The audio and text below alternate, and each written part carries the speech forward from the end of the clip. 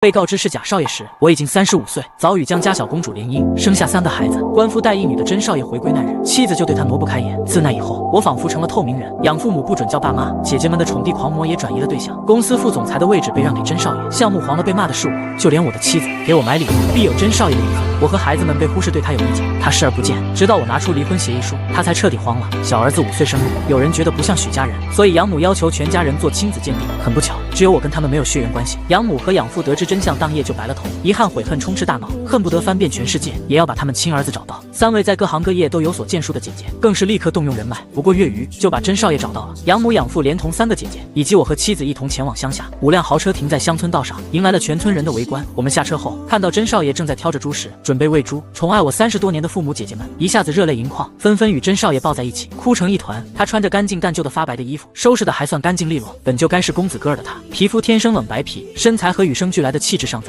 除了一双粗糙且长茧的手，与那样貌有些格格不入。他有些怯生生地看着全部人，妈、爸、大姐、二姐、三姐、哥哥、嫂子，你们好。女儿叫爷爷奶奶，叫姑妈。他把大家领进门，给大家拿碗倒水，其中还有缺口的碗。大家都坐下了，他带着孩子站着，养母、养父和3位姐姐都怜惜地看着他，特别是养父止不住一直抹泪。养母承诺给他一份公司的股份。当见面礼，养父拿出传家手表送给他，大姐送一套金饰豪华的别墅，二姐送1辆豪车，3姐送他1车的奢侈品，连同我跟江婉言也都准备了见面礼。江婉言送上礼物的时候，自我介绍道：“我是许慈的妻子，如果当初不是被报错，那应该是你的妻子。”这话看似把这沉重的氛围搞轻松不少，大家都不由自主地笑了笑，除了我。看到我被忽略后脸上难看的表情，妻子搂着我安慰道：“你没事吧？他这些年受委屈了，你不必放在心上。”我没事，不过如果没有被调换，那他就是你先生了。妻子搂着的手松了些力气，目光看向顾琛，眼底说不明的情绪。养父1分钟也舍不得亲生儿子待在这个地方，举家连夜赶回京市，晚上举办巨大的家宴。养父派人给顾琛换上几10万的西装，试图打扮得像个王子。顾琛的女儿顾媛也穿着高定版的礼服，她由养母、养父牵着他们出场，3位姐姐姐夫则是紧随其后。自从顾琛回来，他们就一直围着他父女俩转，我仿佛成了透明人。端菜的佣人经过我的时候，二少爷，请让一下。见我眼神错愕，佣人继续解释，是夫人老爷吩咐的，真正的大少爷回来了，以后您就是2少爷。当了30多年的大少爷，真少爷一回来，我就变成了2少爷，当真没有想到啊！我自嘲地笑了一下。听说是我的父亲把我抱走之后丢在垃圾桶里，又被人捡回去养大。后来没有读书，一直在小县城生活，成绩不好，也没有读大学。如果他要恨我，也情有可原，但当时我也只是个婴儿，我能怎么办呢？见到我被忽略，他看向我，叫了声哥哥。家人们也终于看向我了。养母先开口：“你来了怎么不过来？你的审美一向最好，过来帮阿琛看看。”好的，妈。我欢喜地过去。我妈忽然脸一沉：“虽然我们宠了你20年，但是你毕竟不是我们的亲骨肉，而且你爸爸那样的人，我们不把你立刻逐出家族，已经算对你客气了。所以以后你还是不要叫我妈妈了，叫我苏姨。”我一下子愣住了，眼眶一下子湿润，一句话也说不出口。凝滞了一会，好的，苏姨。一旁的养父也悠然开口：“是的，这是我们商量的结果。你与江家联姻的事情已经成事实，要不你跟江婉言离婚吧。”阿琛的妻子已故，正好需要有人照顾。我30几年来当惯了骄傲的王子，24岁就哈佛博士毕业，自带万丈光芒，却在这一刻一点一点的碎了。许叔，您这玩笑开得有点大吧？再说江婉言也不会同意离婚吧？正巧接电话回来的江婉言站到我身边来：“爸妈，你们放心，以后我会把阿琛当弟弟照顾，有什么需要的话，尽管跟我说。”他并没有否定离婚的事情，我们从小青梅竹马，知根知底。曾经我们2个都彼此不缺人追，互相看不上，直到家族说从小有娃娃亲，我以为像小说里那样是浪漫甜宠剧，与自小的死对头联姻后，我们先婚后爱，羡煞旁人。在顾琛出现之前，我的确拿的是甜宠剧本。谢谢婉言姐，有爸爸妈妈，还有姐姐们以及哥哥，我很高兴。说完，顾琛的眼泪就下来了。大家不知所措地安慰他，连同我妻子上前去问是不是自己说错话让他不开心了。宴会开始后，我的3个孩子被从学校接回来，他们一进门就拥抱我，高高兴兴地去跟养母、养父打招呼。孩子跑得快，我还没有来得及提醒，欢快地上前去叫爷爷奶奶好。特别是小儿子5岁多，撒娇着蹦到养父怀里，却一下子被放到地上。养父冷声道：“从今以后不要叫我爷爷，因为你们爸爸不是我的亲儿子。”儿子一下子哇地大哭起来。2个女儿比较宠弟弟，比我更快速度上前安慰弟弟：“许叔，孩子们还小，是否不用讲究那么多？”我心疼被凶的儿子，他冷着脸：“规矩自小就要懂，你在我们家这么多年，这点不清楚吗？”我一下子被问得哑口无言，把小儿子抱过来，他委屈巴拉地依偎在我怀里大哭：“爸比，爷爷说的什么意思啊？没事的，以后不要叫爷爷了，叫叔公吧，因为爸爸以后也不叫他爸爸了。”儿子哭得更大声了：“那爸比，你没有爸爸了吗？”这话一出，我也想哭了。大女儿过来把我和弟弟一起抱住，二女儿也过来一起安慰我：“爸爸，没事的，你不要不开心，我们永远都爱你。”一向骄傲坚强的我，此刻竟破防了，眼泪夺眶而出。我是害怕的，本以为妻子会跟孩子一样安慰我，可他有些不高兴道：“好了，今天阿琛和他女儿刚回来，你们就不要在这里喧宾夺主了。抱歉，我只是从来没有想到过今天，一时难以接受，内心道出，我的眼泪更止不住了。养母养父刚才态度明显，我也明白他们的意思。我看向姐姐们，圈子内宠弟狂3人，此刻没有一个把目光放在我身上。苏姨、许叔，我感觉身体不舒服，先带孩子们回家了，改日再来拜访弟弟。我识趣的提出不影响他们相认，提前离席回家。车子刚停下，3个孩子纷纷抱住我，整晚和我在一个房间，说是要陪伴我。为了不让他们叫错，我跟他们说清楚，以后见到我的家人的正确称呼。终于哄睡孩子们，他们各自回去房间。江婉言洗完澡出来，搂着我躺着。老公，阿琛他毕竟受了那么多苦，你爸妈心疼是正常的，你大方点，别计较。我计较什么了？我一句话都没有说，他们不让我叫爸妈，甚至说出让我跟你离婚的话，你竟然一句话都没有为我辩解。忍了许久，我人生中第一次火冒三丈。江婉言不可置信地看向我，你可是精英圈子里的典范，永远沉稳，从来不会发脾气。我离开他的怀抱，挪到床边，你不心疼我就算了，难道你真的要跟我离婚，嫁给他吗？心烦意乱的我口不择言起来了。江婉言紧紧地抱住我，好了，别伤心了，你不是还有我跟孩子吗？虽然你不是许家的儿子，但是我江家的女婿，是我江婉言的丈夫，永远不会改变。我被安慰到，安心地窝在他怀里。第二天，我高兴地恢复到以前的样子，与孩子们道别，驱车前往公司。刚到公司才知道公司群里炸开了锅一样，企业几万人，无人不知我只是个假少爷。公司员工们甚至在群里阴阳怪气起来。天哪，鸠占鹊巢35年，如果是我可没脸继续待在公司了。是啊，有良心的话，把甄少爷的父母还给他，把职位还给他，甚至原本属于甄少爷的妻子也还给他。恶毒父亲的骨肉，肯定心也是黑的。许是还留着他在公司干什么？我的助理跟我许多年，所以把部分截图发给我。看来员工们的这些言论发疯一般扩散，是上级允许的结果。我刚到会议室，看到顾琛坐在养母的左边，那本来是我的位置，养父坐在右边，其次是3位姐姐以及原来的其他董事会成员，而我被安排在了最边缘的位置。我提早到达，却被养母瞥了一眼。许慈，你平时在公司就是这么晚到的吗？苏总，我提前了2分钟进会议室了，经过1晚上的调整，我已经学乖。他看一眼手腕上的表，忽然摘下来扔进垃圾桶里，大概意识到那是去年生日我送的礼物。养母慈眉善目地看着顾琛，3个姐姐也是，没有一个人给我眼神，直到养母的秘书把一个文件放在我面前，是一份股权转让书。我不可置信地看向养母，原来他前面说的给顾琛的股份是我的那份。养母面无表情开口，许慈，我们养育了你35年，但是阿琛回来了，从今往后，你把所有一切属于他的东西都一一还给他。现在在这股份转让书上签字，并且你的副总裁职位也让给阿琛。念在你为公司曾立下功劳，就把你安排在公关部门当部门经理。早该想到了，可真正发生的时候，心依旧疼得厉害。苏怡，各位董事会成员，我可以把位置让出，可是我24岁哈佛博士毕业，顾琛先生18岁中专毕业，后来一直在乡下，你们觉得我的职位他能胜任吗？董事会成员面面相觑，交头接耳后，没有一个人站出来反对。大姐，所以你觉得公司副总裁交给顾琛没有问题是吗？大姐以总裁之名在公司任职，可是所有的重要决策都是我做的，他不过有名无实，公司没了我，相当于没了主心骨，可他也没有意见，大言不惭道，你的位置本来就是阿琛的，现在他回来了，物归原主，我觉得没有问题。2姐和3姐附和地点点头，行，希望各位不要为今日的决策后悔。我并没有太多的伤心，直接干脆利落的签字，不顾所有人的议论，我收拾东西去公关部任职。上级下达的第一条任务就是平息公司内部的言论，并且做出一个恰当的方案，不得影响公司股市，若是一点不处理好，我必须卷铺盖走人。这公司是有我毕生的心血，我实在不忍心看着它被毁掉，只能忍辱负重在公司继续待下去。午饭时间，我以前有自己的用餐间，现在只能去员工大食堂，公司的人没有一个靠近我，避开我如蛇蝎。晚上我拖着疲惫的身体回家，江婉言见到我一身狼狈，拿出一块限量款名表给我戴上，我自嘲起来，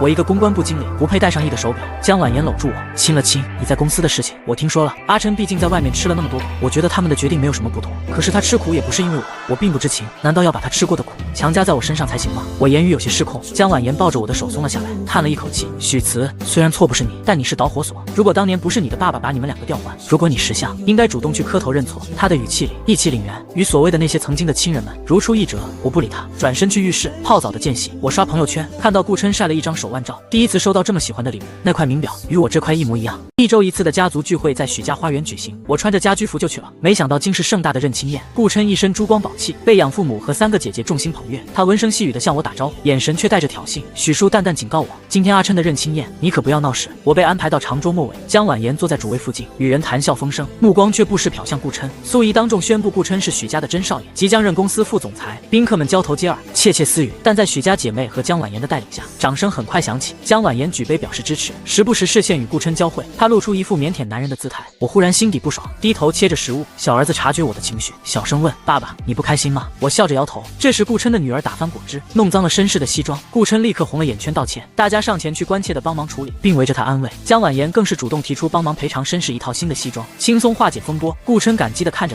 他们2人一手牵着顾源。人群中忽然有人说，哇，江总和小顾总好有 CP 感，如果不是被报错，现在结婚的就是你你们2人吧。顾琛羞涩的红了脸，是我跟婉言姐没有缘分，怎么会没有缘分？你以后就是我弟弟，我会跟3位姐姐一样宠着你。江婉言露出笑容，完全没有顾及我和他的3个孩子，把顾源安排在他旁边，并拿出手机给顾源挑选礼物，承诺顾源看上什么他都给买。全程没有人看向我，没有任何人跟我搭话。曾经这样的家宴，我就是众人追捧谈资的中心。细数我从小是如何光芒四射，长大后在公司在商场又是如何的雷厉风行。如今利益链锁在一起的人们，围绕着一个中专毕业的中年男人，阿谀奉承个不停。孩子们去旁边玩时发生争执，顾源要抢小儿子的变形金刚，推倒了他。我女儿们护住弟弟，顾琛第一个冲过去抱住自己女儿，眼泪掉得比小儿子还凶。江婉言过去后先看了顾源，然后皱眉责备二女儿：“你们是姐姐，怎么不让着妹妹？”二女儿反驳：“是顾源先推弟弟的，才不是我。”顾源躲着反驳，顾琛哭着抹眼泪：“是我没有照顾好孩子，我跟哥哥道歉。”轻飘飘的把矛头引向我，好像是我因身份之事斤斤计较。江婉言沉脸凶我：“孩子还小，一个变形金刚让给圆圆怎么了？你看阿琛多为难。”我看着这个曾说要永远保护我的女人，此刻站在别人那边指责我和孩子，心底忽然一阵冰凉。我起身拿过变形金刚递给顾源：“给你。”不理顾琛的得意，抱起儿子对女儿说：“我们回家。”到家后，孩子们陪我坐在沙发上，大女儿轻声问：“爸爸，是不是连妈妈也不要我们了？”我拉住他们的手：“妈妈不是不要我们了，是她和许家人被愧疚蒙住了眼睛，觉得必须全力补偿顾琛、许叔。可那不是爸爸的错。”二女儿反驳：“不是我的错，更不是你们的错。”我笑着安抚孩子们，等他们都入睡，我回到卧室，江婉言还没有回来。我洗了个澡，试图冲掉晚宴带来的疲惫和寒意。深夜，江婉言才带着一身酒气回来，看到我还没睡，靠在床头看书，眉头下意识一皱：“还没睡，在等我兴师问罪。”他的语气带着不耐烦的嘲讽。我放下书，平静地看着他。我在看公司的季度财报，即使去了公关部，了解公司运营状况也是我的职责所在。他似乎被我的冷静噎了一下，语气稍缓：“今晚的事，阿琛他不容易，孩子也缺乏管教，你多体谅。”又是体谅，我们的儿子被推倒了，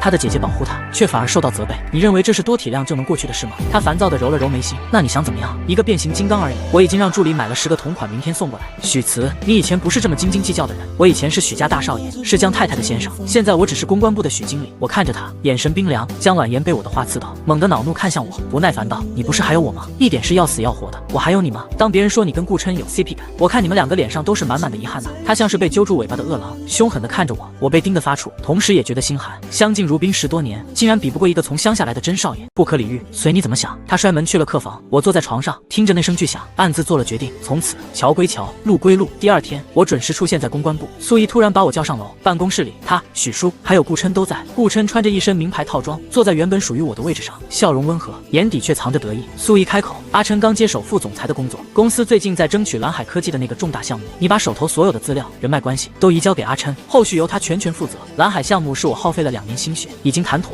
只差最后签约的重大合作，关系到许氏未来5年的战略布局。”我面无表情：“董事长，这个项目已经到了最后关头，临时换帅是大忌，顾副总他可能还不能胜任。哥哥是不相信我的能力吗？”顾琛立刻接口，眼圈微微发红，又看向苏怡：“妈，要不还是算了吧，我知道我比不上哥哥，不能让哥哥为难。”说什么傻话？许叔立刻心疼地搂住他：“这本来就是该你负责的。许慈，让你教你就教，哪那么多废话？难道你还想握着权力不放吗？”苏怡也脸色不愉：“阿琛需要机会历练，你从旁协助就好，负责人必须是他，这是命令。”我看着这一家3口，心如明镜，他们哪里是让顾琛历练，分明是要用我呕心沥血的成果去给他镀金，为他立威。我深吸一口气：“好的，董事长，我马上整理资料，和顾副总做交接。”回到办公室，我锁上门，靠在门背上，身体微微发抖，不是悲伤，是愤怒。他们根本不在乎公司死活，只在乎如何讨好他们的亲儿子。资料移交过程很顺利，顾琛志得意满，甚至假惺惺地说了句：“谢谢哥哥，以后还要多向你请教呢。”我微笑回应：“顾副总客气了，祝你顺利。”1周后，我恰好因为一个外围的公关活动需要出差2天，出差回来刚下飞机就听到消息说蓝海项目黄了，消息传回许氏，股价应声大跌。我平静地走向公关部，开始准备危机公关预案。不一会儿，内线电话响起，苏怡声音嘶哑疲惫：“许慈，立刻到我办公室来。”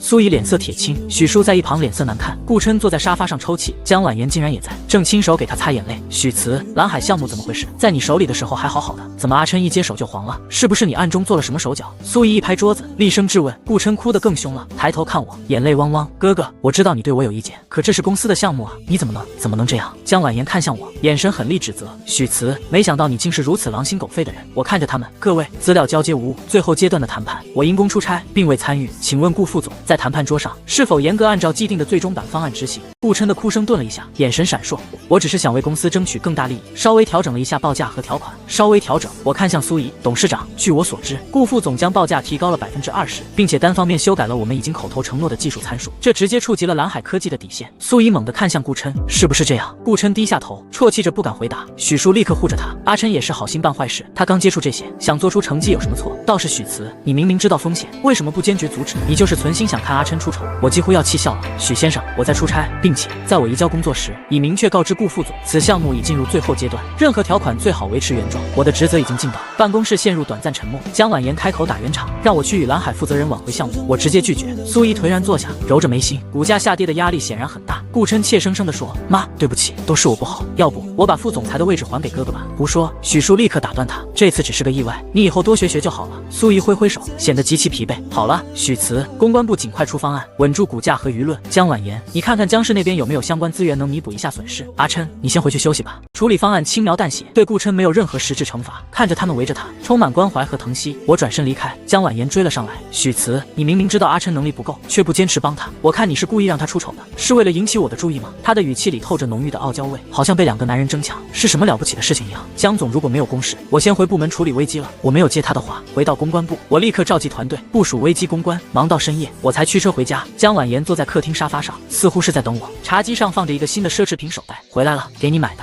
他指了指手袋，一如既往，让我不开心就给我买礼物。以前这套在我这十分受用。我看了一眼那个手袋，跟我进门前看到顾琛朋友圈的一模一样。你还没有来得及看朋友圈吧？与买给别人一模一样的礼物，我不要。我语气平淡，转身要回卧室。江婉言站起身，语气带着不满：你一定要这样吗？阿琛他今天受了那么多委屈，我给他送个礼物，他开心的笑了。就你一直摆着个臭脸，也不知道帮忙。如果没有我及时做出应对策略，许氏会垮得更快。我不屑地笑了笑。江婉言愣住了，似乎没料到我会如此直接和冷漠。几天后，又是家庭聚会，地点在江家。顾琛和他的女儿顾媛也来了，打扮得越发精致。许家父母和3个姐姐围着他，嘘寒问暖，仿佛蓝海项目的失败从未发生。席间，苏怡忽然宣布，为了补偿阿琛上次项目的损失，我决定把城东新开的那家精品百货公司划到阿琛名下，让他练练手。那家百货公司投资不小，是许氏近年重点发展的线下产业之一。3位姐姐纷纷附和说好，江婉言也点头，挺好的，阿琛肯定能经营好。顾琛满脸惊喜和感动，谢谢妈，谢谢姐姐们，谢谢婉言姐，我一定努力。这时，他看向我的孩子们，笑着对顾源说：“圆圆，你去挑几样玩具送给姐姐弟弟好不好？”3个孩子没有一个接顾源的礼物，顾琛脸上挂不住了，委屈道：“哥哥，孩子们是不是还在生我的气？我是真心想和孩子们亲近。”许叔立刻瞪向我：“许慈，你怎么教孩子的？一点礼貌都不懂。”江婉言也沉下脸，心言接过妹妹的礼物，说谢谢。大女儿猛地站起来，少女清朗的声音带着压抑的怒火：“妈、奶奶、爷爷、姑妈，你们是不是都忘了？今天也是我爸爸的生日，你们谁还记得？谁给他准备了礼物？”全场瞬间鸦雀无声，所有人的目光都聚焦在我身上，带着或多或少的尴尬和愕然。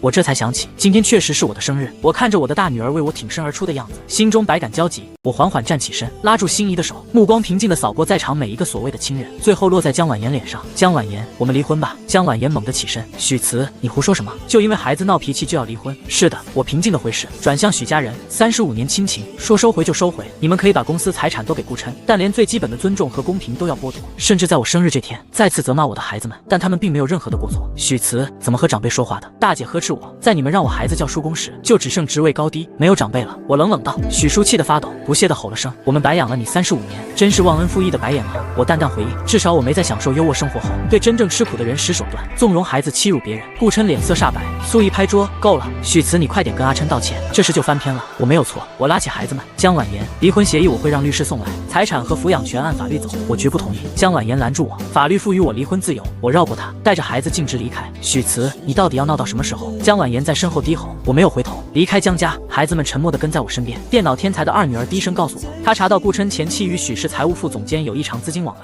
顾琛跟大家说他的妻子死了，养母养父们给他相亲，可是他都拒绝了。他看向江婉言的眼神，我明白了一切。而他的前妻因为诈骗进去，现在出来了，得知自己的前夫竟然是豪门真少爷，一下子找上门。顾琛不想现在的生活被毁掉，答应给他一笔钱，但是好赌的前妻一下子就把钱给输光了，又再次上门。顾琛左右为难，但还是继续要钱给前妻。我让二女儿保存好资料，暂时别行动。第2天我照常上班，退回江婉言送来的手表和鲜花。连续几天，江婉言变着花样送来各种礼物，偶有关系好的下属跟我调侃，江总还是一如既往的浪漫啊。我不解释，只是笑笑。下班时，江婉言拦在我车前，一起吃晚饭吧，上车谈谈，有事请跟我的律师联系。我绕过他，他抓住我手腕，你以前不是这么胡闹的人，即使你是贾少爷，我也从来不介意，我爱的从来都是你这个人，难道你不知道吗？我当然知道，有一次我玩赛车，差点死了，他哭着请来全球顶级的医生，亲自在病房守护我几个月，每天呼唤我，给我擦拭身体，差点成为植物人的我醒来看到憔悴的他，心想这辈子就他了。可是，一切都变了，我甩开他，江总请自重。刚离开没有多久，看到顾琛朋友圈发了跟女人一起吃晚饭的照照片，女人没有出镜，但是那只手我一下子就认得出来，还没有来得及删除的全家人在底下讨论顾琛是不是交女朋友了，纷纷送上祝福。顾琛回复默认，我也默默点个赞就退出。离婚律师说我起诉离婚的理由不充分，并没有实质性的感情破裂证据，需要冷静期1个月，对方没有异议才能离婚成功。早就知道离婚不容易，可我也不着急，属于我自己的公司已经在筹备中，我有更加重要的事情要做。回到公寓，孩子们都在，二女儿告诉我，监控到财务副总监又批准一笔巨款流向海外空壳公司，收款 IP 与顾琛前妻高度重合。我看着证据链，资金通过顾琛的高权限绕过监管。我刚去公司，又被内线电话叫过去。顾琛办公室里，江婉言也在，她哭得眼眶泛红。哥哥，我想你误会了，我跟婉言姐真的没有什么的。苏怡和许叔也在，他们怒斥我提出离婚，影响公司股票，让许家成为圈内笑话。我淡淡反问，我早已不是许家人，为何要顾及许家人的脸面？还有，顾副总和前妻正在掏空许氏的证据，我会在合适的时候拿出来，希望到时各位还能如此维护他。什么前妻啊？阿琛不顾他们震惊的脸色，我转身离开。苏怡叹气一声，许慈，如果你执意要离婚，那你现在也不必留在公司了，自己去人事部办理离职手续。我离职后回到临时租住的公寓，手机便收到一封邮件，内容是一段清晰的视频，江婉言与顾琛在车里亲密热吻，时间在我提出离婚的前一天，附带的文字信息是顾琛前妻方晴敬上。我看着视频，用力抚平心口，默默转发给我的离婚律师。顾琛把前妻的事情简单说说，表示二人早已没有关系，所以所有人都没有指责他，他迫不及待找到我。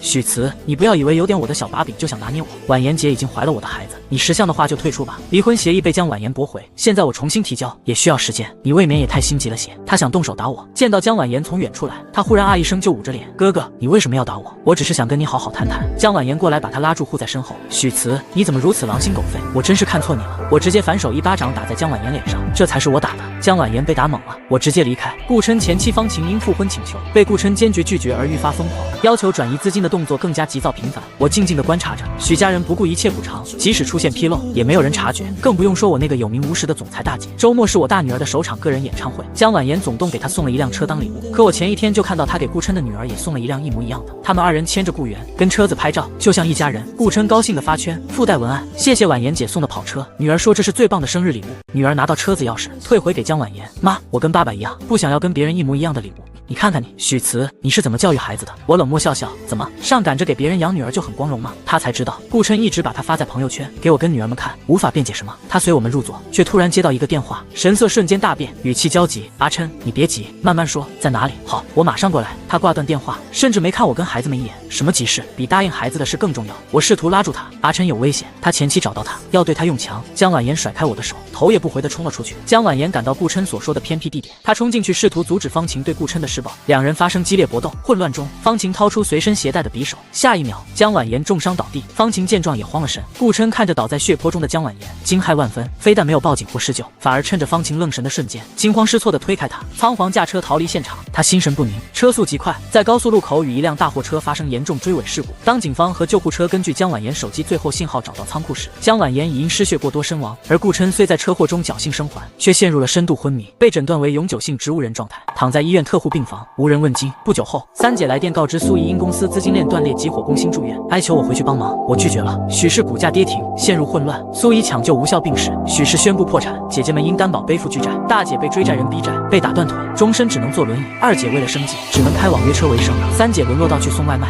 许叔觉得顾琛是独儿子，气得去医院打骂植物人，被人当作精神病人送到精神病院。姜是因为江婉言忽然离世，没有了主心骨，一样陷入混乱。之前的叔叔伯伯的虎视眈眈，想要瓜分姜氏，岳母却直接把我叫去姜氏集团，当场宣布我接手姜氏。我拒绝了，并不想要这个烂摊子。可是岳母说了，这个公司将来是江婉言的孩子继承，现在需要我稳住局面。为了孩子，我答应了暂时管理公司。多年后，我的大女儿成为全能的顶流艺人，二女儿异常有商业天分，接手公司后开拓了新的领域，成为行业领头人。小儿子是个绘画小天才，6岁起就开始举办个人画展。我的人生短暂出现变故，但是依然精彩。满分，这省状元肯定是你了。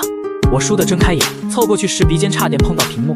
白色背景上，黑色的数字清晰的不能再清晰，总分750，语文150，数学150，英语150，理综300，每一门都是满分，真的是满分。我攥着爸爸的胳膊，刚要开口欢呼，话到嘴边却突然卡住了。爸爸脸上的笑容像被冻住了，嘴角的弧度一点点收回去，眼里的光也迅速暗下去，取而代之的是一种我从未见过的凝重，像乌云突然遮住了太阳。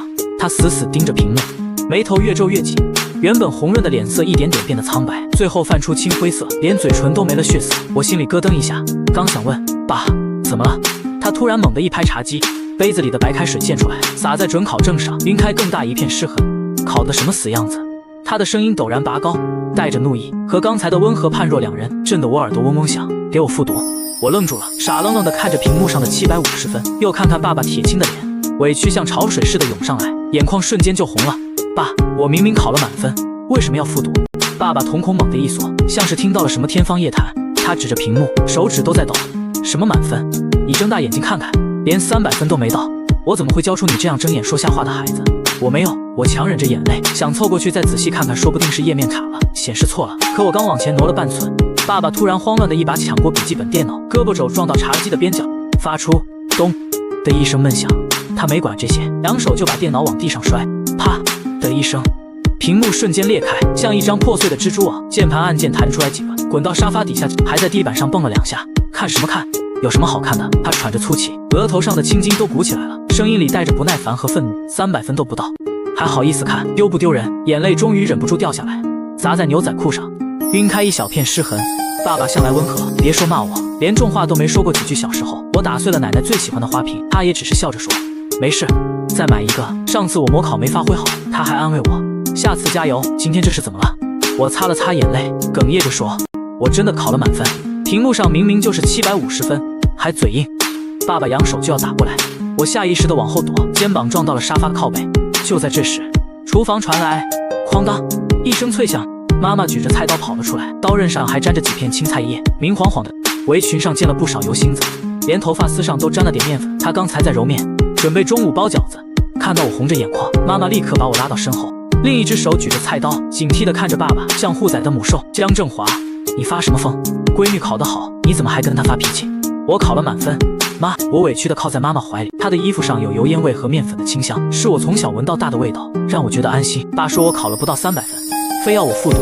妈妈心疼地用手背擦掉我的眼泪，指腹粗糙，是常年做家务磨出来的茧子，蹭在脸上有点痒，却很暖。我闺女这么努力，每天学到半夜，考满分是应该的，谁敢不让你上大学？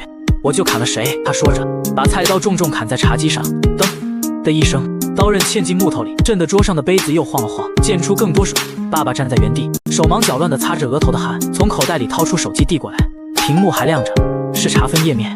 你自己看成绩页面就知道了。我瞥见手机屏幕上的总分栏，明晃晃的750分，心里稍微安定了些。可还没等我看清楚下面的考生信息，爸爸突然伸手把手机转了个方向，屏幕对着他自己，手指死死按住屏幕边缘，不让我再看。妈，你看。我拉了拉妈妈的手，想让她确认这个满分。妈妈安抚地摸了摸我的头发，指尖轻轻蹭过我的耳朵，动作温柔。意义放心，妈妈给你做主。她接过手机，手指在屏幕上滑动，仔细看着每一行字。我站在她身后，能看到她的肩膀一点点绷紧，原本平稳的呼吸变得急促，握着手机的手也开始发抖，指节都泛白了。下一秒，她猛地推开我，我没站稳，往后倒去，额角正好撞在茶几的尖角上，咚的一声，钝痛瞬间传来，像有无数根针在扎我的太阳穴。眼前都黑了一下，我捂着额角，疼得眼泪直流，温热的液体从指缝里渗出来，顺着脸颊往下淌，滴在衣服上，晕开一小片红。一向最疼我的妈妈，却像没看见我流血的额角一样，眼神冰冷地盯着我，指着我的鼻子大骂：考成这样还好意思顶嘴？要么辍学，要么去复读，你选一个。你不是也看到750分了吗？我捂着伤口，眼泪混着血往下掉，声音嘶哑：为什么你们都要骗我？那个页面到底有什么问题？妈妈气得脸都白了，扬手就给了我一巴掌。啪的一声，清脆响亮，我的脸颊瞬间麻了，然后是火辣辣的疼，像被火烧一样。还敢胡说？他的声音尖利，带着恨铁不成钢的愤怒。我要是跟邻居说你考了这点分，我都嫌丢人。我想抢过手机，看看那个页面到底藏了什么秘密。可妈妈像爸爸刚才那样，慌乱地抓起桌上的菜刀，对着手机砍了下去。哐哐几声，手机被砍得粉碎，屏幕碎片和零件溅得到处都是，有的还弹到了我的脚边，冰凉的碎片蹭过我的脚踝，我却感觉不到冷，只有心凉。成绩页面上到底有什么？我哭着问，声音里满是绝望。妈妈举着菜刀，刀刃上沾了手机的碎片和灰尘，眼神凶狠的像要吃人。除了你那恶心的成绩还能有什么？我告诉你，开学前不许再查成绩，否则我真的砍了你。爸爸走过来，抓住我的胳膊，他的手很用力，捏得我胳膊生疼，骨头都像要碎了。等所有大学都开学了，你就乖乖去复读。他拖着我往阳台角落的杂物间走，我挣扎着，眼泪掉在地上，可他根本不松手。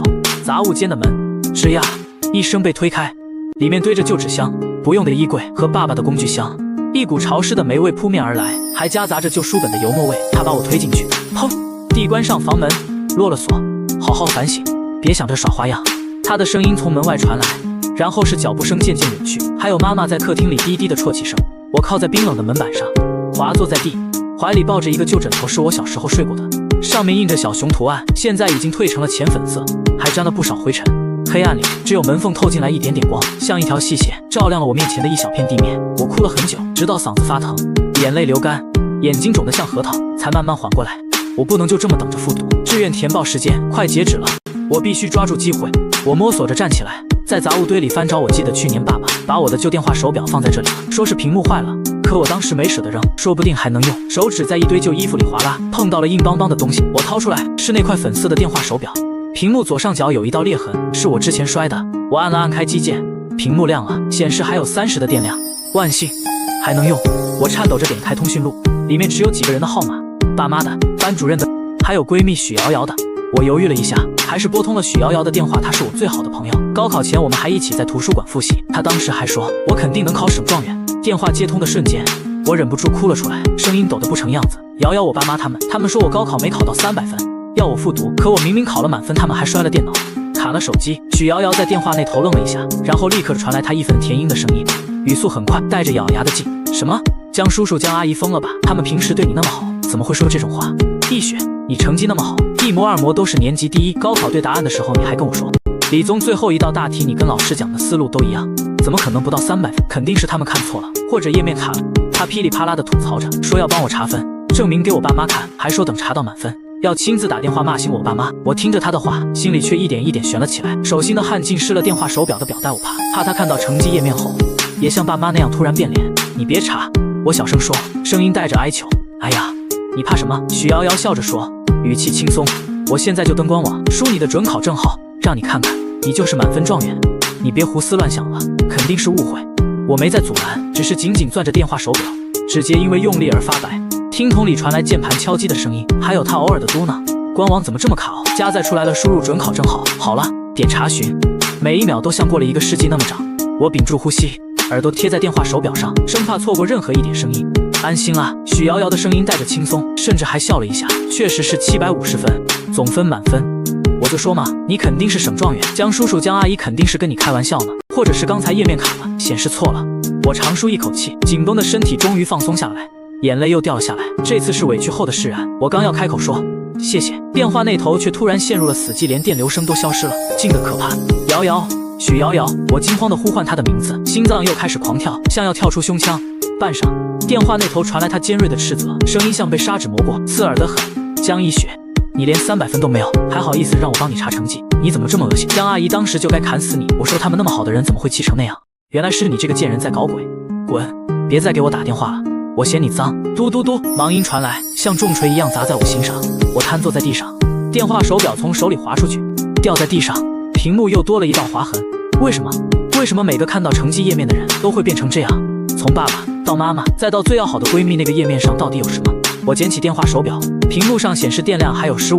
不能慌，志愿填报时间快截止了，我必须抓紧时间填志愿。既然成绩页面有问题，那我不看就是了，只要能填志愿，能上大学就行。我点开微信，给3个青梅竹马发了消息：许一晨、顾叶怡、顾艺林，我们从幼儿园就在一起，住在同一个小区。小时候他们3个总护着我，有人欺负我，他们会第一时间冲上去。许一晨还说过，等上了大学就正式追我。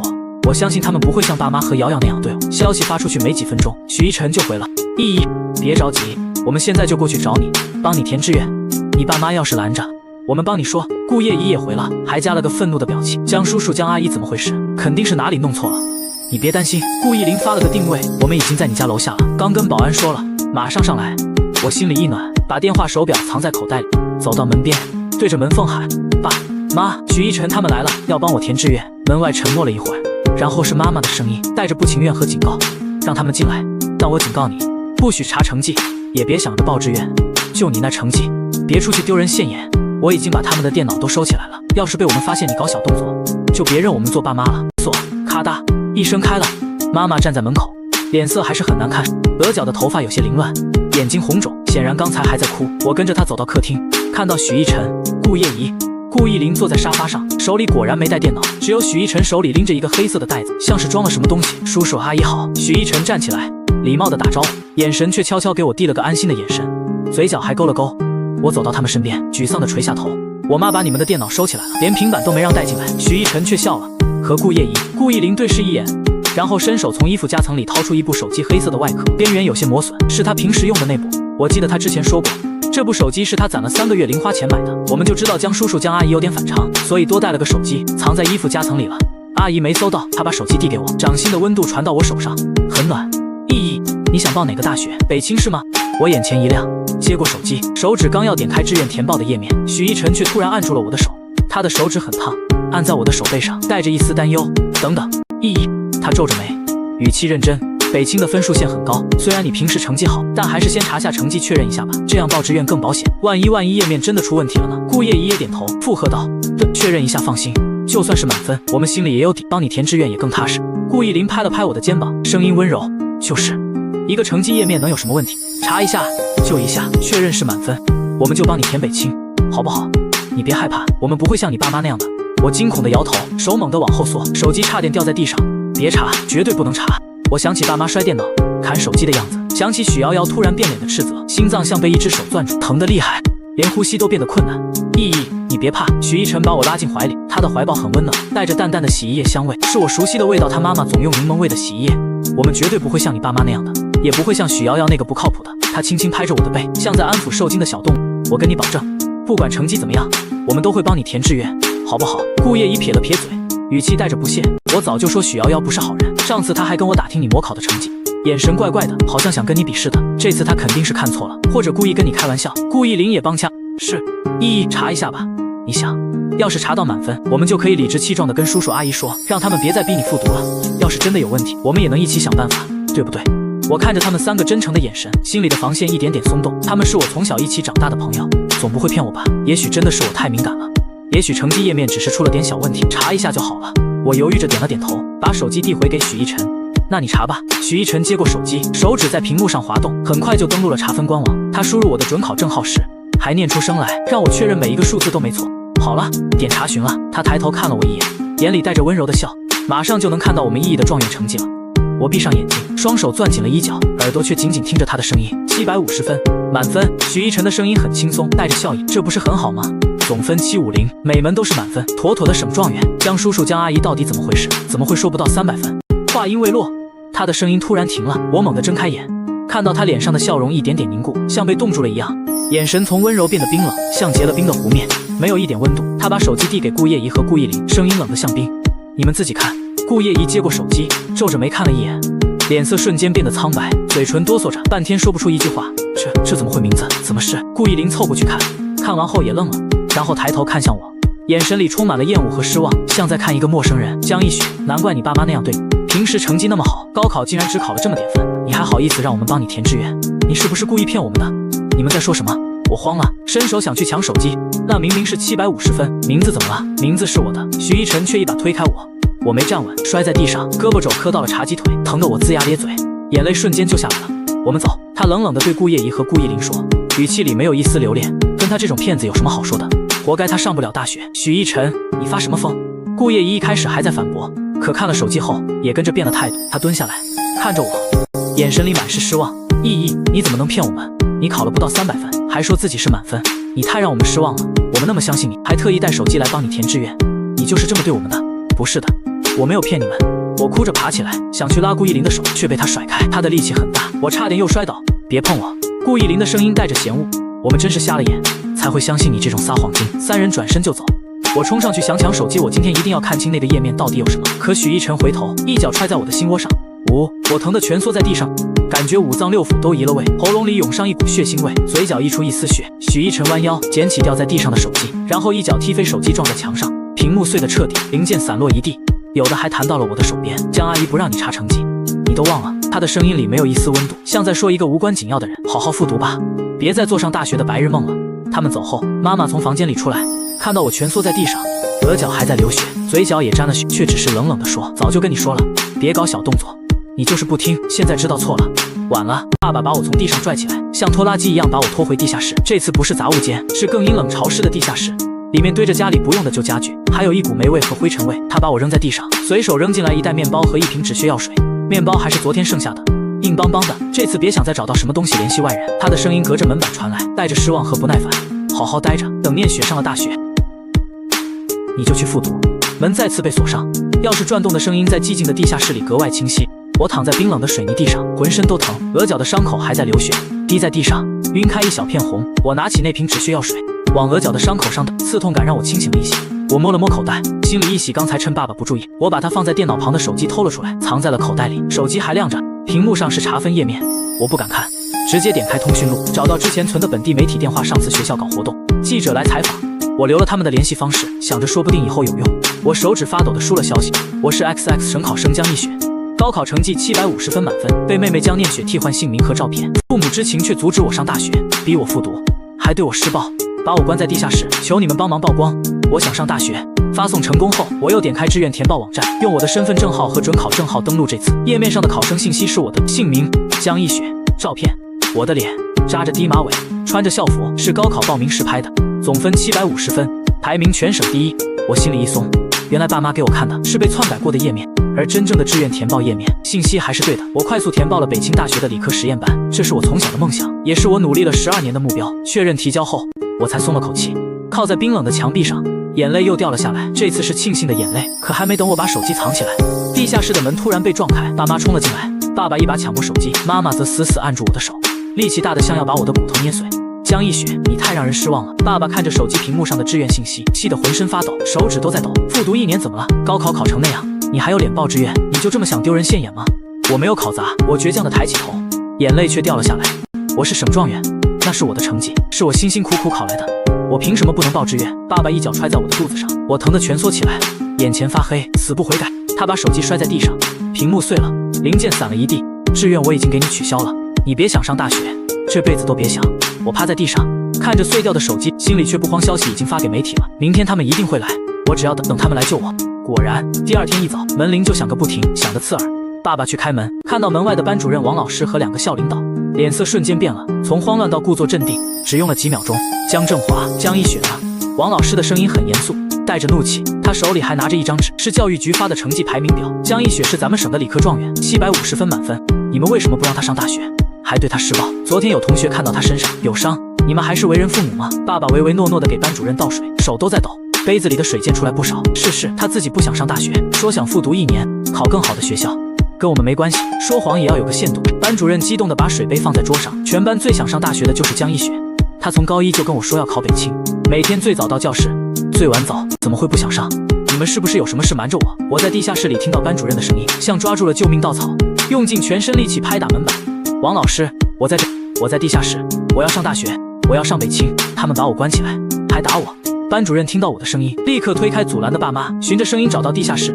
他掏出手机，打开手电筒，照亮了地下室的门。当他打开门，看到我满身的伤痕，额角贴着皱巴巴的止血贴，脸上有清晰的巴掌印，胳膊上有淤青，嘴角还带着血痂，忍不住红了眼眶，眼泪掉了下来。一雪，他蹲下来，轻轻摸了摸我的头，动作温柔，像小时候安慰考砸的我一样。别怕，老师今天一定给你做主，谁也别想拦着你上大学。爸妈跟在后面冷笑着说，非要我们把成绩页面给老师看吗？到时候别丢脸。我心里一紧，下意识地拉住班主任的手，王老师，别信他们的，那个页面是假的，被篡改过了。你们不仅不让孩子上学，还虐待他，这件事已经触犯法律了。班主任没理会我的话，站起来，对着爸妈严肃地说，我已经联系了教育局，他们马上就到，你们最好给我一个解释。妈妈突然哭倒在爸爸怀里，爸爸露出痛心疾首的表情，像是受了天大的委屈。既然这样，那你们就自己看他的成绩吧，免得说我们冤枉他。他从口袋里掏出另一部手机，是妈妈的备用机，点开查分页面，递到班主任面前。我想阻拦，却被妈妈死死拉住胳膊，她的指甲掐进我的肉里，疼得我眼泪直流。班主任接过手机，先是欣慰的点点头，嘴角还带着笑。满分750，不愧是我最看重的学生，果然没让我失望。可他的目光往下移，看到考生信息时，眉头突然皱了起来，脸色一点点变得难看，笑容也僵住了。这考生姓名怎么是江念雪？班主任抬起头，疑惑地看着爸妈，又看了看我，照片也是江念雪的，这到底是怎么回事？一雪，这是你的成绩页面吗？一旁的校领导凑过去看，看完后立刻怒了，指着我骂道，连一本线都没过，还冒充省状元。江一雪，你太让我们失望了。王老师，你看看你教出来的学生，竟然撒谎骗人。他气呼呼地甩袖离去，另一个领导也跟着走了，走之前还瞪了我一眼，眼神里满是鄙夷。班主任失望地看着我，眼神像刀子一样扎进我心里，让我喘不过气。江一雪，我真是看错你了，你怎么能做这种事？冒充妹妹的成绩，还撒谎骗老师，骗爸妈，你平时的乖巧都是装出来的吗？我没有。我哭着辩解，声音嘶哑。那是我的成绩，是妹妹把名字和照片换了。王老师，你相信我，我可以去教育局查原始数据，我真的考了750分。可班主任已经不想听了，他摇了摇头，眼神里满是失望，转身就走。爸爸冷笑着看着我，语气里满是嘲讽，丢脸丢到领导面前，这下你满意了？我看你以后还怎么见人。就在这时，门外传来一阵嘈杂声，记者们举着摄像机和话筒涌了进来，闪光灯咔嚓咔嚓响个不停，晃得我眼睛都睁不开。请问是江一雪同学家吗？一个穿蓝色衬衫的记者走上前，递过话筒，声音清亮。我们收到消息，说你是省状元，却被父母阻止上大学，还遭到家庭暴力，这是真的吗？成绩页面上有什么特别之处，让你的父母不让你上学？另一个女记者追问，话筒都快递到我嘴边了。妈妈狠狠揪住我的头发，把我拖到记者面前，指甲掐着我的头皮，压低声音威胁：记者面前敢乱说话，我们绝不会原谅你。你要是敢说一句不该说的，我就打断你的腿。我被揪得头皮发疼，眼泪在眼眶里打转，却死死盯着记者的话筒，这是我唯一的机会，我不能放弃。我挣脱妈妈的手，一把抢过话筒，指尖因为用力而发白，声音颤抖却清晰。我高考考了750分，满分，是咱们省的理科状元。我想上大学，可我的父母不仅不让我上，还说我考了不到300分，逼我复读。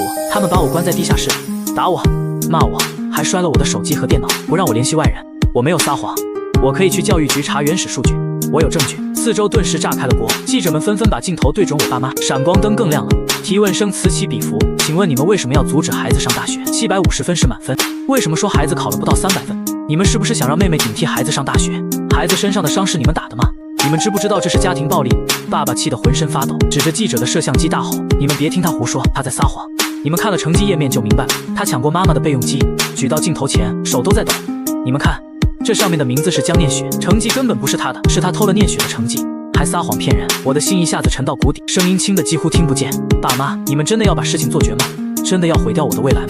念雪是你们的女儿，我也是。妈妈冷笑着推开挡在面前的记者，对着镜头哭，眼泪一把鼻涕一把，装得楚楚可怜。是他逼我们的，他偷了念雪的成绩，还撒谎骗人。我们本来想给他留点面子，私下解决，是他非要闹到这一步，我们也是没办法，养了这么个撒谎的女儿，我们心里也难受。记者们凑过去看手机屏幕，议论声渐渐变了方向。名字确实是江念雪，照片也是。刚才还觉得这孩子可怜，没想到是偷妹妹的成绩，小年纪就这么恶毒，难怪他爸妈要打他。换我也打。指责声瞬间转向了我，像无数根针一样扎在我身上。真是白瞎了那么好的成绩，人品这么差。要是我闺女敢做这种事，我非打断她的腿不可。刚才还同情她，现在看来她就是活该。我苦笑着抬起头，看着眼前这些人，刚才还为我鸣不平，现在却因为一个篡改过的页面就对我恶语相向。人心怎么这么容易变？既然这样，那就报警吧。我说，声音很平静，却带着一丝决绝。爸妈愣住了，爸爸指着我，气得说不出话。你疯了吗？想坐牢是不是？你偷了念雪的成绩，报警对你有什么好处？记者们也哄笑起来。一个戴眼镜的记者笑着说，做了这种丑事还敢报警，是去自首吗？小姑娘，我劝你还是跟你爸妈认错，别再闹了。我没有理会他们的嘲讽，走到一个看起来很公正的女记者面前，轻声说，姐姐，能借你的手机用一下吗？我要报警。如果我真的撒谎了，我愿意承担法律责任，但如果我没撒谎，我希望能还我一个公道。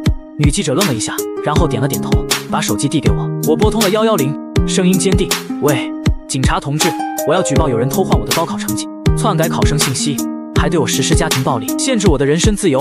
我在 XX 小区 XX 号楼 XX 单元，麻烦你们过来一下。电话挂了，四周的嘲笑声更大，还有人在小声议论，说我是疯了，执迷不悟，还偷你成绩。